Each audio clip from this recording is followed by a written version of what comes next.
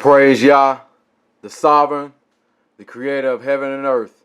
In his anger, he can roll up the heavens like a scroll. What can you do with that? Yo, this IUIC the beheader, back at it. I want to say shalom to all the tour team, the Abayar. Say I'm sorry for taking so long. I've been going through some things. I told my wife we're gonna start calling this house the New Testament, because the foundation, there ain't no foundation. There's holes and cracks all up in this place, man. I just been going through it. The only thing I can say is praise Yah. But we're gonna get into it. Like I said, I want to say shalom to all the whole team, to the whole circle. Come to the Hilly. I want to say shalom to Unity Ghost. Shalom to Yeram Yahu, Yasharal, the Old Testament Yeram Yahu, Yasharal, not the New Testament guy. And also the Judah Nats. I want to say shalom to y'all. All right, we're going to get into this lesson. I know it's been a while. It's pretty cool, right? You know what I'm saying? All right, I was checking out Lex Wheels. Excuse me, I'm trying to work my camera, sorry. Lex Wheels vid on Greek study of salvation, Serapis to Jesus Christos. I want to say shalom to that brother. It was a good, you know what I'm saying, a good vid, a lot of information. I was basically coming on the same level, coming with the same thing, because when I was into that whole philosophy, you know what I'm saying, Gnosis was one of the things. Once I got onto the scriptures, Gnosis was the Gnosticism was one of those things that helped me backtrack to understand what was all going on. So this is something that was kind of personal to me. So we're going to get into it. Like I say, you know, Lex Will, shalom to that brother. Go check out his vid. He had a lot of detail. We're not going to go over what he went through, but I got a lot of stuff to go through. So let's go ahead and get into it. Let's get rid of that. My computer been a little slow. All right, first we're going to start off in Daniel. We're going to start at Daniel 8 and 5. And as I was considering, behold, a he-goat came from the west on the face of the whole earth, and touched not the ground. And the goat had a notable horn between his eyes. All right, now we're going to go to let's go to verse 8. Therefore the he-goat waxed very, very great, and when he was strong, the great horn was broken.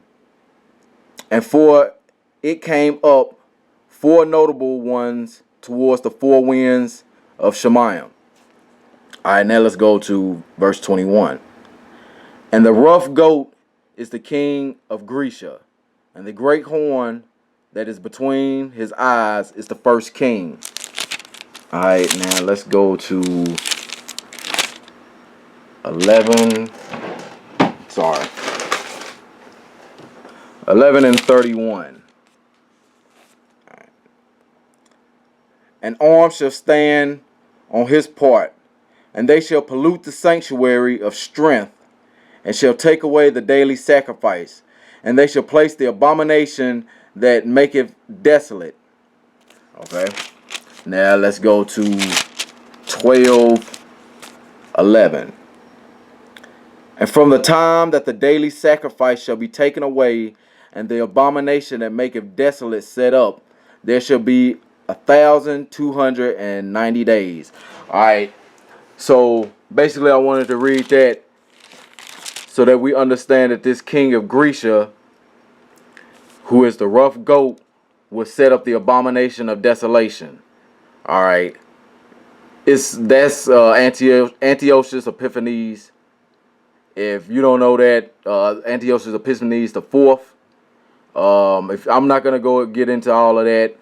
It's already been proven and substantiated. You can watch Yahav's video. You can watch Elder Young One's video. He has a very good video on that, breaking that down. So you can watch theirs. I'm not going to get all into it. But that's Antiochus Epiphanes II. the king of Greece, that came in and set up the abomination of desolation in 160 BCE, I believe. So, all right, now let's go to 1 Maccabees 3, and start at 48. You know this. Y'all know this. And laid open the book of, okay, sorry, let's start at 47. Then they fasted that day and put on sackcloth and cast ashes upon their heads and rent their clothes and laid open the book of the law, wherein the heathen had sought to paint the likeness of their images. They brought also the priest's garments and the first fruits, and the tithes and the Nazarites they stirred up, who had accomplished their days. Then they cried with a loud voice toward heaven, saying, What shall we do with these, and whither shall we carry them away? For thy sanctuary, is trodden down and profane, and thy priests are in heaviness and brought low. And lo, the heathen are assembled together against us to destroy us. What things they imagine against us thou knowest. How shall we be able to stand against them, except for Yah be our help? Okay, so again, what these Grecians are gonna do, these heathens, they're gonna come in, or they came in and desolated and trodden down the sanctuary of strength.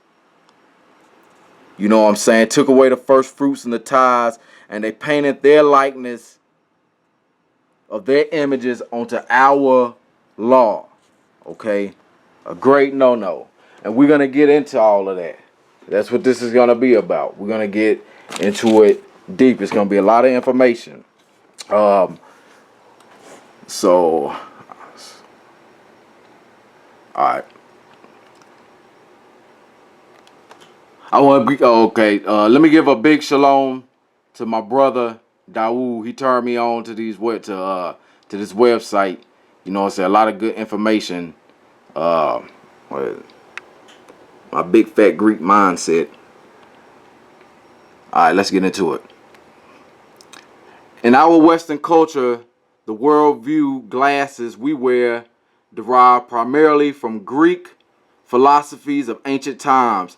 Even if we are entirely unaware of the Greek thinkers such as Plato and Aristotle, their philosophies, philosophical presumptions have shaped and molded the way we interpret reality, and particularly how we think about God and his activity within the scope of human history. When we read the Bible with our Greek mindset, we inevitably misinterpret it because the human authors of the scriptures were Hebrews, not Greek or Israelites or Yasharallah. The eternal, inspired words of the Almighty are clothed in a Shemitic worldview, not the garb of Greek philosophers. Okay, so when we say that this Greek New Testament, you know what I'm saying, is against the ways of our people, of our ancestors, that it's not our culture, we can show it because we're going to show this. Okay, let's just get back into it. All right, let's not go there.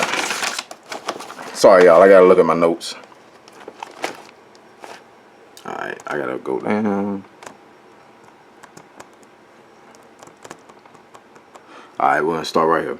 For Plato, then, the realm of reality and truth exists in the form of idea, or a thing rather than the thing itself. For him, what we experience through our senses in the physical world are only shadows of reality. Thus, truth is obtained through the intellectual exercise of philosophy, by which traditional ideas and concepts are discovered. In this way, the world of our existence is dualistic. the material world has no essential meaning in itself. So if you watch Lex's video, you see he was right on with that. You know, saying all the Greek philosophies, they are totally against the material world. That's why their actions are so disgusting, and things that they do, because they don't have any true respect for the material or for the physical world. All right, now let's go down. Where we're gonna start at? All right. Speaking of how the father of Ambrose had affirmed this early in the theological career, Augustine wrote, "He congratulated me because I had not fallen in with the writings of the other philosophers, full of fallacies and deceits, according to the elements of this world." Okay, whereas in the works of the Platonist God or idol and his word are introduced in all manners. So they will introduce the gods, the Platonic God, in any way that they can. Any way that they can do it, they're gonna do it. All right. Now, Augustine is considered one of the primary pillars of Christian thought, standing between Paul and Luther. Okay, so Augustine was one of the ones that put this inside of the church. Okay, and his thinking really molded. But we're gonna see that. We're gonna see that. Okay, let me go down.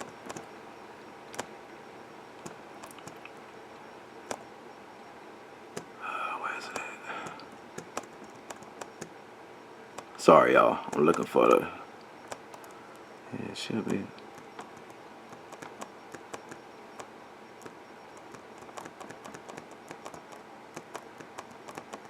Sorry, y'all. Okay, here you go. The allegorical hermeneutic gave rise to yet another significant and devastating theology in the Christian church, reasoning that Yah could not be all that concerned about a physical nation like Yasharallah. The church taught the replacement of Yasharal with the spiritual kingdom of believers. Yah's dealings with the physical descendants of Yaakov were therefore considered as only a precursor to the more important reality, his eternal covenant with a spiritual people. The church, at its core, replacement theology or supersessionism, is built upon a Greek worldview that decrepits the physical world by elevating the non-physical realms of idea. Okay, so they don't value none of this in the physical world. I mean, okay, we'll get into it, but okay, let me keep reading. The Hebrew worldview, however, never considers the physical world as inferior to the non-physical realm, nor did it elevate ideas above actions. The physical world was endowed with Yah's blessings at creation. As such, blessing remains, even though because the interest of sin. Okay, but clearly we're seeing that according to our ancestors and the makeup of our thought, that we didn't separate. We was not a dualistic type of culture. We understood that the physical and the invisible realms were one and the same, that they were connected to each other. All right, let me go down. Let me find this. All right. Okay.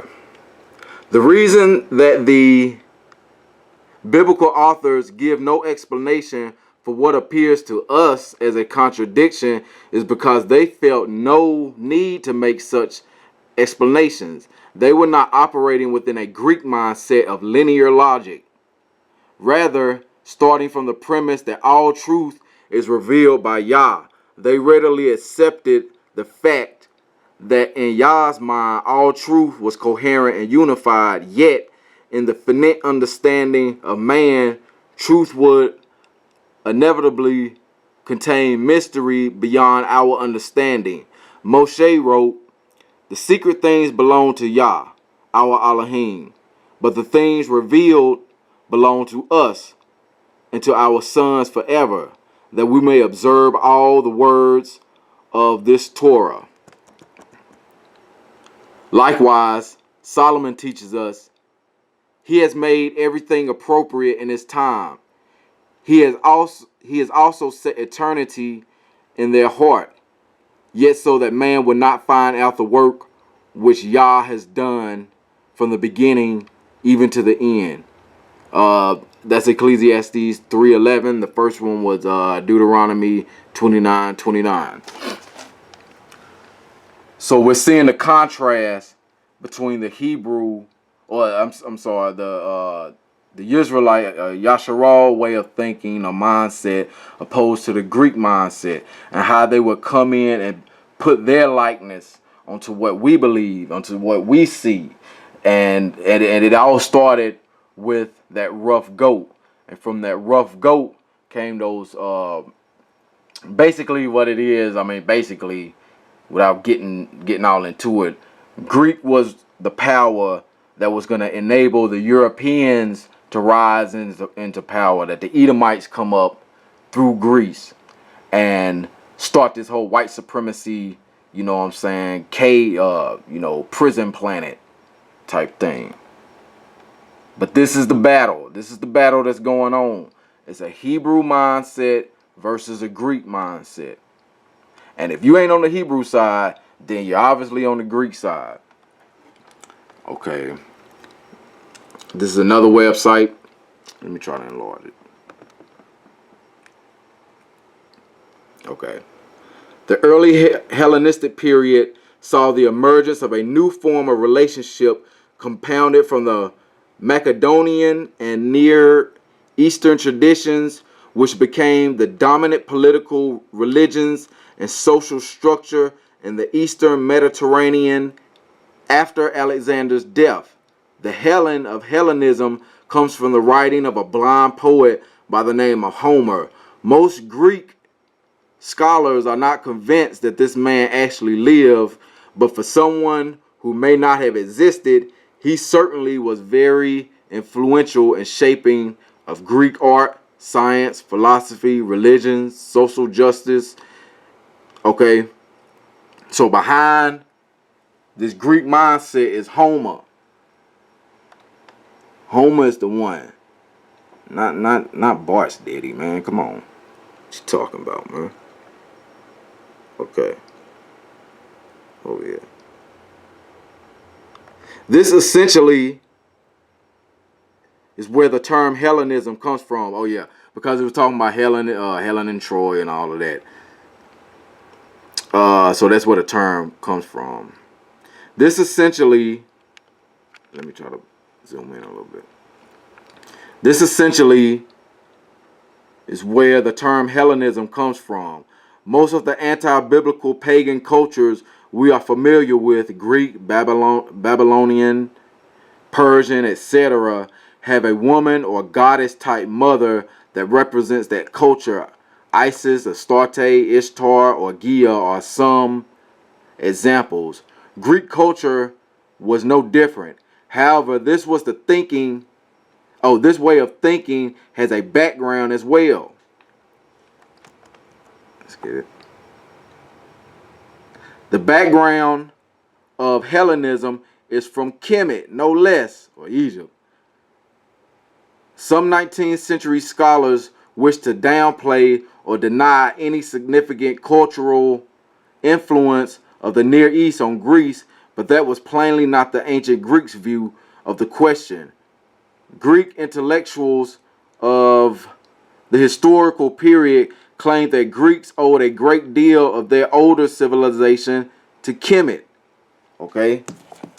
Now we got this. Okay, let me back it up. Sorry. Now I could get into that. We got this right here. You know what I'm saying? We can get into it, but what's the point? I'm showing you with this. All right. So again, we see where the term Hellenism comes from. and it's basically, you know, saying that Homer worship of the gods, which I don't think I got that for you. The heroes of Homer's poem sail from, well, basically what it's saying is Homer started in Greece the worship of the heroes, worship of the gods and all of that. Within Greece, it was his thinking that created that. I think there was something else.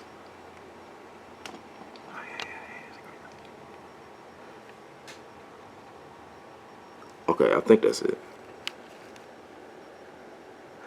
The various sources of cultural influence that flowed together over a long period of time to produce the Greek culture we find recorded in the New Testament times, Hellenistic, also conveying the idea that a mixed cosmopolitan form of social and cultural life combining Hellenic, i.e. Greek traditions, with indigenous traditions.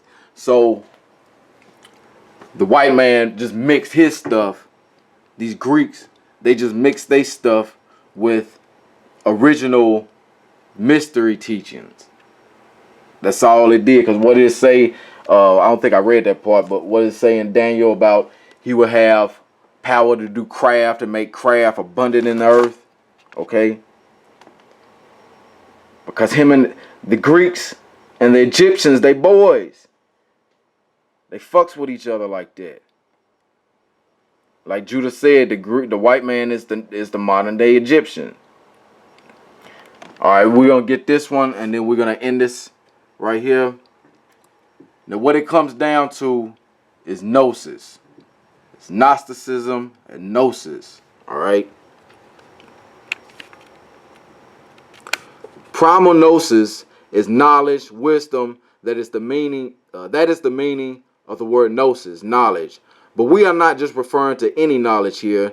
Gnosis is very special knowledge. It is the knowledge that causes a great transformation in those who receive it.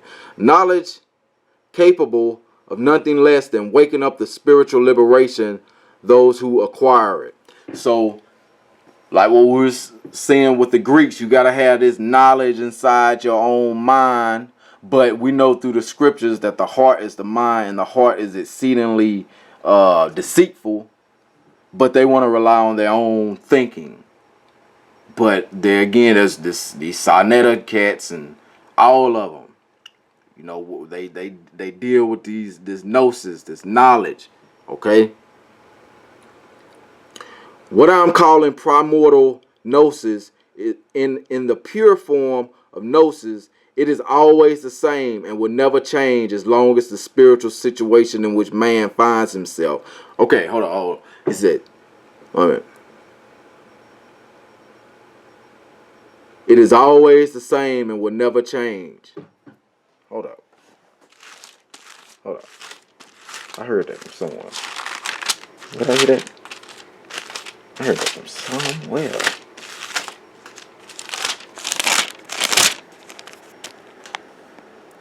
Malachi 3:6.